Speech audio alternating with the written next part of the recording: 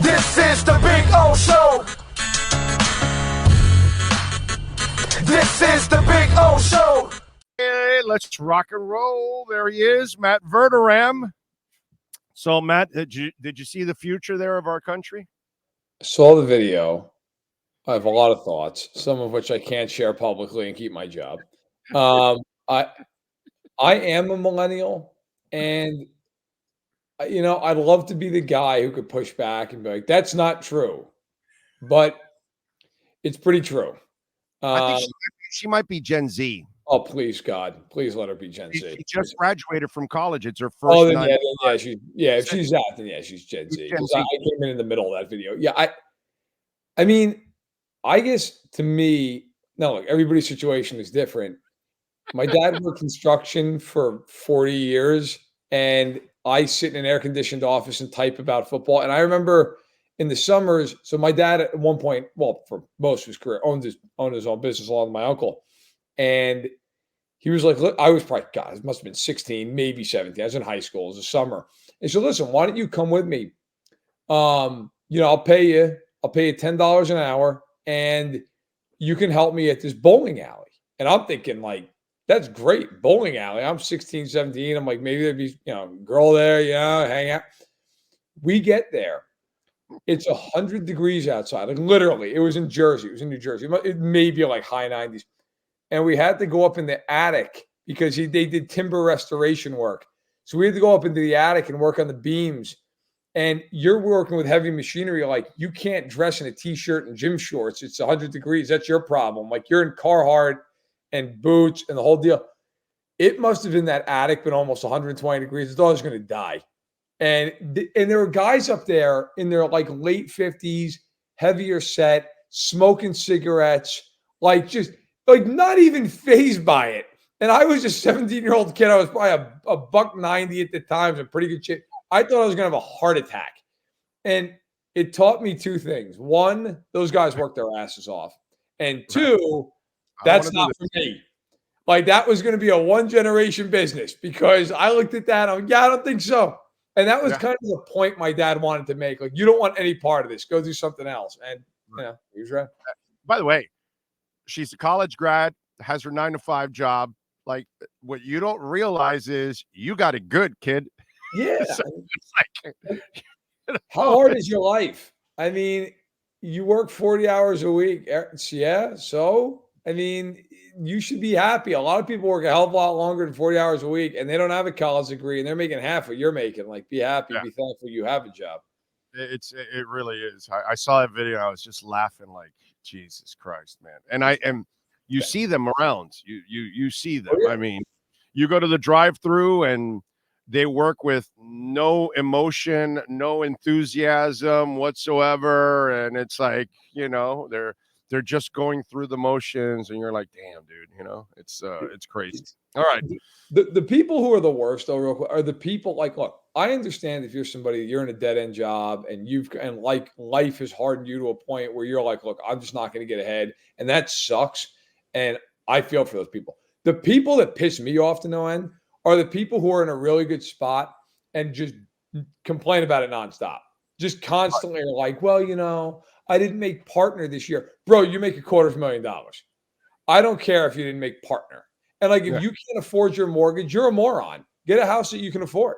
Like, those are the people that I can't listen to. When I met my wife, she's in medical field. She's a nurse practitioner. At the time, she was a floor nurse. And I remember we went to a Christmas party, and it felt like every guy that was there was dating one of her friends, another nurse. They were like an accountant. They were a lawyer. And they were all just so miserable in their jobs. I'm like, you know how much money you make? I mean, at the time, I wasn't even cracking 50 grand. I was still starting out in the industry. And I was like, you're complaining about a job. You all have BMWs outside. You all have these high-rise condos in Chicago, and you're complaining because you had to work till 5. Like, right. It was just stunning to me. Yeah. That's the kind of shit that goes on, man. And it's just hilarious. Somebody put it there. It's like, oh my God, we're doomed. It's not good. It's just, these are the people that are going to take over. They must be the same people that are running the house right now and can't find a speaker. It must be the same thing.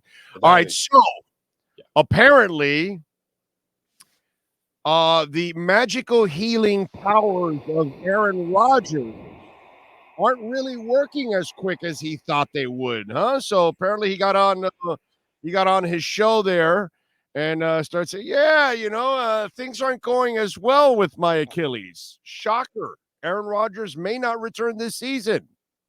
Yeah, he's not going to return this season. I feel pretty confident in just going ahead with that one. Like, look. Breaking news. I'm not a doctor, okay? I'll leave the medical stuff to my wife. But yeah, I'm going to go ahead and say that he doesn't heal twice as fast as any other human being who's ever walked the face of the earth. I think, I believe in the power of thought, but I could think that I'm going to buy a mansion tomorrow all I want. Yeah, I'm not going to buy a mansion tomorrow. Like, that's just not going to happen. And you'll look at him and you're like, Aaron, I get you want to be out there. And I respect that. I respect that he's working really hard to get back and everything else. And that's great. But you're not going to heal that much faster than anybody else. You may heal a little faster. You may heal, shave a couple of weeks off, maybe even a month, something like that. You're not going to heal 3-4 months faster than any other human being. And again, we talked about it last week. If I'm the Jets, I'm like, hey man, listen, we'd love to have you back, but unless medical professionals are clearing you, you're not coming back, because I can't have you back on your word and then you blow your Achilles out again because you're nowhere near ready to play an NFL football game. Like, I laugh at these people I keep seeing are like, well, look at him. Look at the way he's walking. It's like, that's walking. That's not an NFL football game. Like, great. God bless him, but it's not. He's not going to be walking on the field when, Bradley Chubb is ripping around the corner. Like, he's not. He's got to be able to run and cut and move and plant and drive and throw. So yeah, I think I think there's a very high likelihood we're not seeing him again until next year. It makes no sense whatsoever. It's just Achilles take a long time to heal, dude. And even when you come back, you're not even who you were at that point. It takes a while to kind of get the same maybe you don't even get the same flexibility. And that's so a 40-year-old guy behind a bad offensive line that just got worse because their best offensive lineman is now out for the year. So, you're hurrying up to come back to that. That doesn't make any sense whatsoever. In fact, if I'm the Jets, I am actually telling him, no, we're not hurrying. We need you for next year, because all you're going to do is re-injure it, and then you're definitely going to miss all of next season. You're already probably going to not even be 100% by the time camp rolls around, actually. I think that's what he doesn't realize. I don't think he's going to be 100% even during that season next year. It's going to take him a while. As you get older, bro, coming back from these things, it's a hell of a lot harder, man. Of course. I mean, look, realistically speaking, that is as bad an injury, other than something, catastrophic that's really rare, you can have. I mean, that is an injury, because it's not just your Achilles. I mean, it is in the sense of that is the body part that's injured, but you need to build up your calf muscle. You need to build up everything else around it. It's not like when you break a bone and the bone heals and then you're just ready to go back out there. Like, that is an injury that is going to require a lot of physical therapy, a lot of strength training, a lot of rehab to get back out there. This isn't like Joe Blow at the Y, who blew his Achilles out and he can go out there and kind of, gingerly jog up and down the court. It's not that. So yes, I think I commend him for trying his best to get back out there. But realistically, I would be stunned. I mean, if they got to the Super Bowl or something, which they're not going to do without him, like, then yeah, maybe, but they're not going to the Super Bowl without him. So what are we talking about? What are we doing? I'm with you there. All right. What's the point of view on the Dolphins from an outsider's point of view? Because they're a good team, but they can't beat the elite. So you tell me what. Although this week I thought they actually played better defense than I expected them. Hell, the defense provided 10 of their 17 points. Yes, they did. So I thought it was the offense that really failed them. That's been my knock, actually, more because I was kind of surprised with the defense. I rewatched the game yesterday, and it's actually closer than what I thought it was. It's the offense for me, my issue, because you didn't respond against the Chargers last year and the Niners when they stifled you. You had to be a year later when you responded to the Chargers. You didn't respond to the Bills when they stifled you this year. And then these guys did too. And the offense didn't get going. It's weird, but I'm actually going to be a little bit more critical of McDaniel and the offense than I am of the Dolphins' physicality on defense. Oh, I don't think there's any question. I mean, the Eagles at 355 yards of offense, which is not a meager number, but it's not huge. I mean, today's NFL teams go over 400 all the time, especially really good ones. The reality is the Dolphins defense did enough to keep them in the game. And to your point, they scored 10 points essentially, and they did score 7. The Dolphins had 12 first downs and 244 yards of offense. Like, you're not beating anybody who's halfway decent playing like that. You're not beating a lot of bad teams with an output like that. Right. I don't know how Dolphins fans will feel about this. Maybe they'll agree. Maybe they'll push back. My biggest concern with Miami right now, and it's probably my only real big concern, is against Buffalo and against Philadelphia, the two teams that they've played this year that are of note. They have been physically bullied when they're on offense in these games. That is the concern, because when you play in the playoffs, and God knows Dolphins will be there, no question. But when they go and they play Buffalo or Cincinnati, should they get right, or Baltimore or Kansas City, those teams are going to say, look, you're not just going to have a laser show all over the field. We're going to push back. And I think that's where the Dolphins, at some point, you can be defined by your speed. They should be. They're the fastest team in modern NFL history by every metric you look at. But there has to be at least a somewhat physical presence to go along with it. They don't have to be a physical team necessarily that is defined by that. But you can't get bullied. And in that game against Philadelphia up front just bullied the absolute crap out of Miami in that game. Basically just said, look, you're not running the ball. We're going to constantly be in the back. And I get there's injuries. I understand all that. But that was the same problem with Buffalo. Buffalo just physically just said, we're going to run you over in this game. Beat us. And the Dolphins have to have an answer for that. They don't have to be unbelievably physical, but they've got to have some physicality to their game. Or against these really good teams, especially when the weather gets colder, it just becomes almost impossible to beat them, because those teams are going to physically come after you. Yeah, I agree with you 100%. And I don't know. Listen, the problem is, well, hey, we'll get Connor back. We'll get Armstead back. Right. This is the NFL, bro. You'll get 2 guys back, and then you'll lose 2 more. It's so, I know that we're all hoping that they get healthy and then they're a different team, but it's like, how long do you stay healthy in this league? Because everybody seems, it's not a Dolphin thing. It's an NFL thing. You just keep losing. Everywhere. It's everywhere. The Bills are missing a bunch of guys. The Ravens were missing a bunch of guys earlier in the year. I mean, Nick Bolton's out for 2 months in Kansas City. Okay. I mean, Kelsey got hurt earlier in the year. You're granted short term, but look, the NFL is a war of attrition. It just is. That is the league. Now, I will say this on the other side of the coin. I have seen some people speculate, well, the Dolphins, this is who they are. They can't be good teams. I don't believe that necessarily.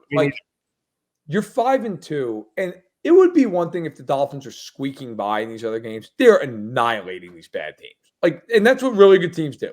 Okay. They kill them. They beat these bad teams. I think the Dolphins are capable of it. I also think the Dolphins have to learn how to do it.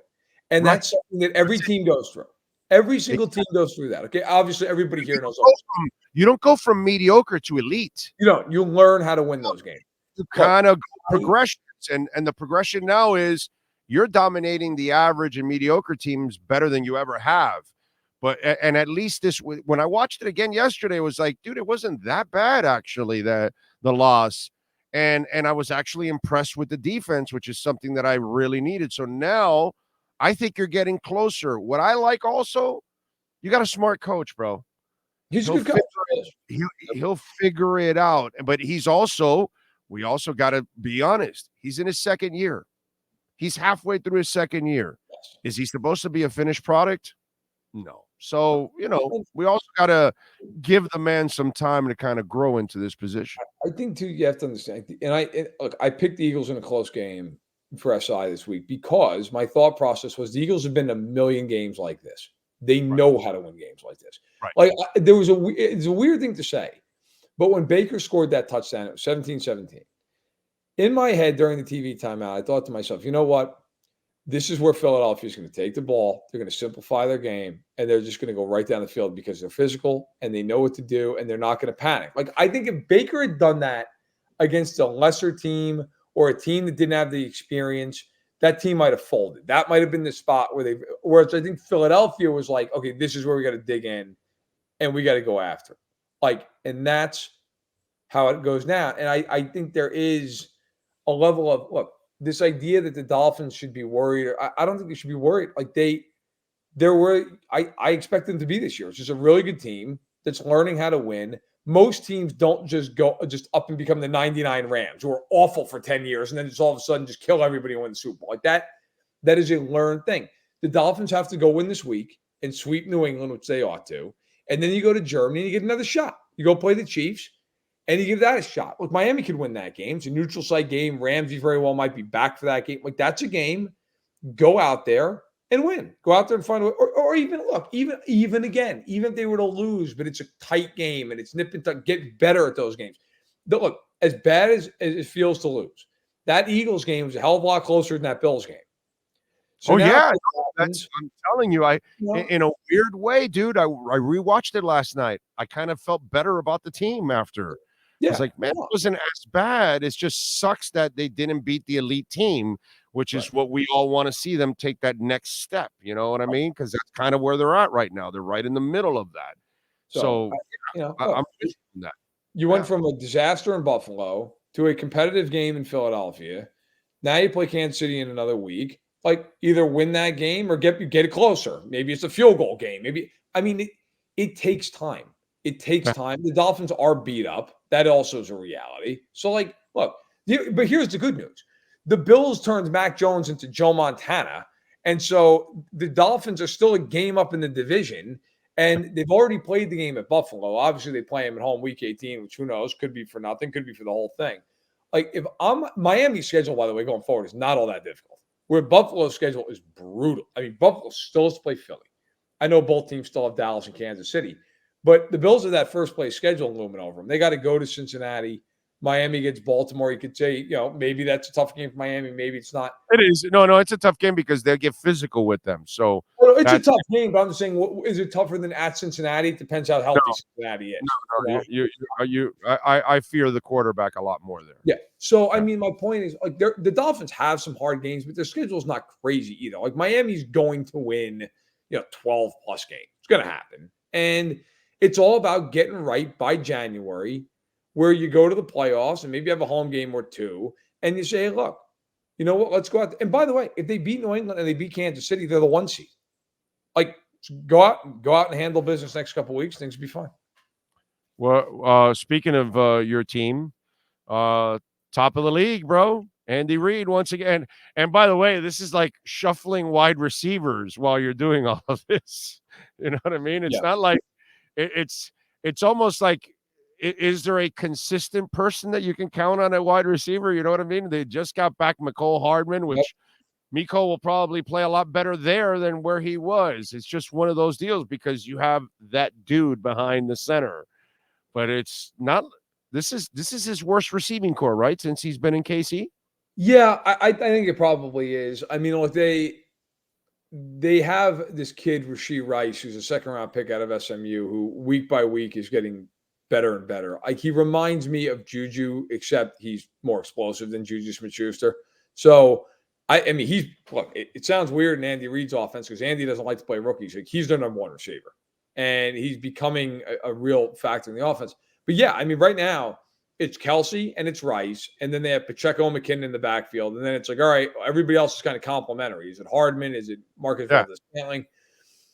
And yet, with all that being said, it seems like it's just like around Kelsey, all of it. It's just a carousel of receivers, which again shows the greatness of Reed and Mahomes, dude. Well, it's crazy. Like Mahomes, which I'll be the first to admit this. I couldn't believe this. Mahomes is second in the league in passing yards, only to Tua, right? I think he's like 70 yards behind him. Tied for first in touchdown passes. And he's on pace for 4,900 passing yards. And he's been throwing to like Justin Watson and Sky Moore all year long. It's insane. And it's not even like he's thrown a million times either. Like he's averaging almost 8 yards an attempt. Like, so it's just, and by the way, I will say though, not taking any away from Kansas City, the Chargers. I don't think I've ever seen a worse coach in my life. Like I really, other than like the all-time guys like an Urban Meyer or Hackett, but like in terms of guys who have had multiple seasons with a team, they play the Chiefs twice every year. And they went into that game and basically didn't know Travis Kelce existed. If you go watch his 12-catch performance, 10 of them he's wide open. There's not even one guy within the screen. Like, there was a play in the game early. He caught a crossing route. And Asante Samuel Jr. was in coverage, and he dove and he missed. If it's like a 60-yard reception. If you look at the next 40 yards, there's literally not a Chargers player in the picture. And then like this poor safety comes over and Kelce's completely out of gas. And he basically just shoves Kelce out like the 4-yard line. And they went on to score a touchdown. How Brendan Staley like just wasn't aware that Travis Kelce existed until he had 140 yards in the first half, I'll never know. But it is truly a gift that keeps on giving to the AFC West. Yeah, and that's why I laid the 5.5 because I felt really good about that game. I thought for sure KC. Actually, if you look, one of the things I mentioned to folks and why I thought it was a good bargain taking KC and giving the 5.5, they win most of their games by more than that total, actually. Yeah. And they easily won that game by the 5.5. So that was impressive, man. It's just, yeah. And by the way, we've talked about this before. The amazing part of Staley is that because your owner's so cheap, he's just not going to get rid of you with a bunch of years left on your contract. Now, maybe with the last year, I think he's going into his last year, right? Next year. This year, I think you'll probably get rid of him after this. Yeah, this year, because I think he has one more year left finally, and I think the cheapo will at least give up 1 year of salary. But if you have multiple years, bro, the Davises of the world and they're not going to move off. They're not going to move off. No, well, hell, the Davises of the world will then sue you back for some of the money.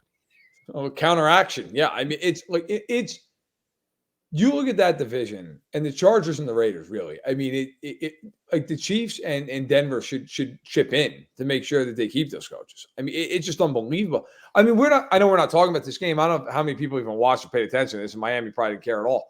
The Raiders are in Chicago last weekend. Yeah. They're down 21-3 to Tyson Bagent because, of course, they are. And it's the fourth quarter. And McDaniels, earlier in the game, I think it was in the third, had gone for it on like 4th and goal from maybe like the 6, something like that. They don't get it. They get back down there. It's 4th and goal from the 4. It's 21-3 in the fourth quarter, and McDaniels kicked the field goal. Like, I mean, what is happening? Like, what is the justification to your team? Like, listen, we're going to kick here. And I know a lot of people are like, well, made it a 2-score game. Who cares? There's 8 minutes left. Like, you need a touchdown. You're 4 yards away. My favorite part is the guy gets there and he alienates all his good players and he's, shipping them out and trading them like Renfro's next. And it's like, bro, how are you going to survive if you're just going to get rid of people that actually are some of the better players? And that's what they've been doing for the last couple of years, which is just absolutely baffling. By the way, since you live in Chicago, the Tyson Bagent kid, after he scores the touchdown and he's going to the crowd, like, let me hear it. Let me hear it. Like, I love that.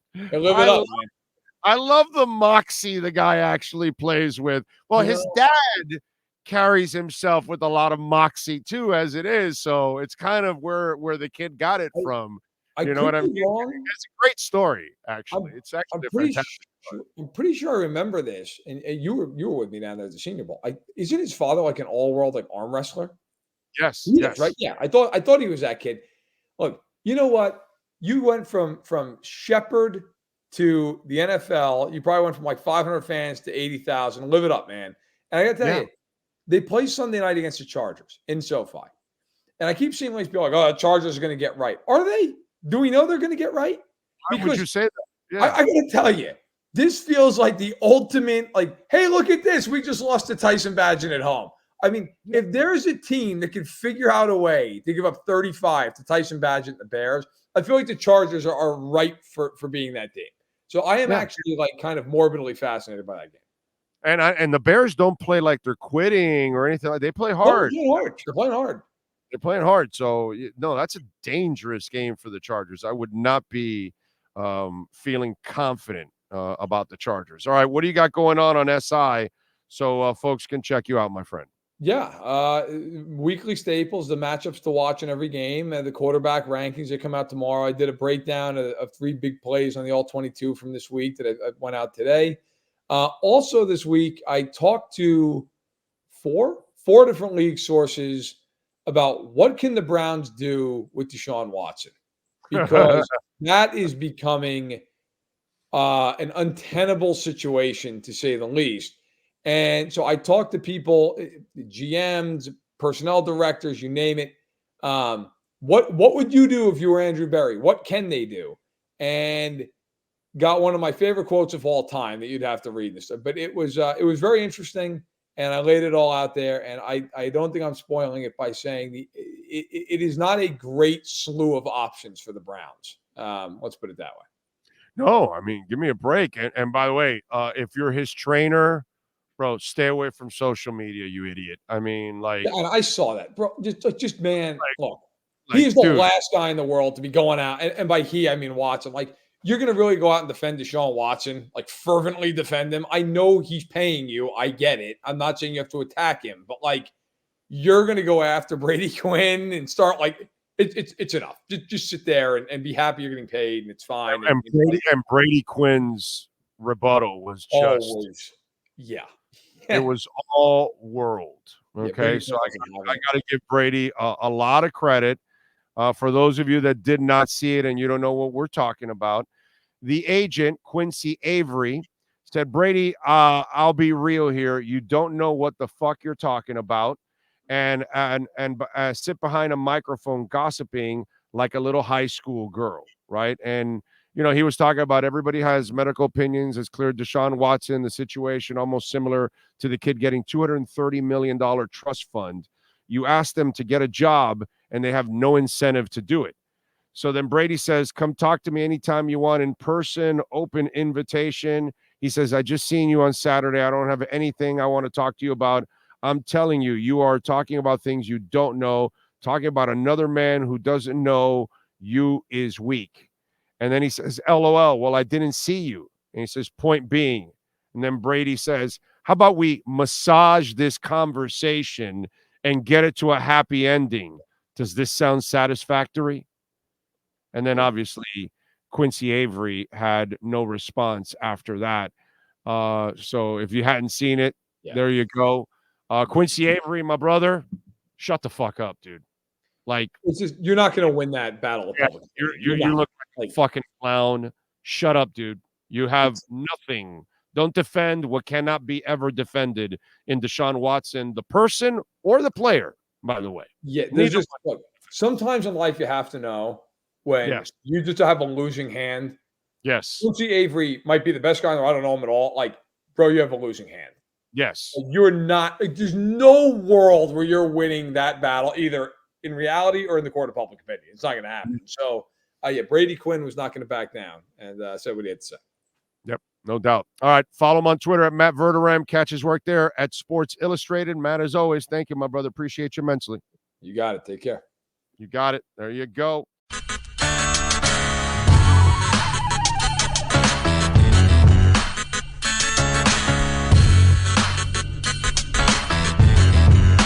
This is the Big O Show.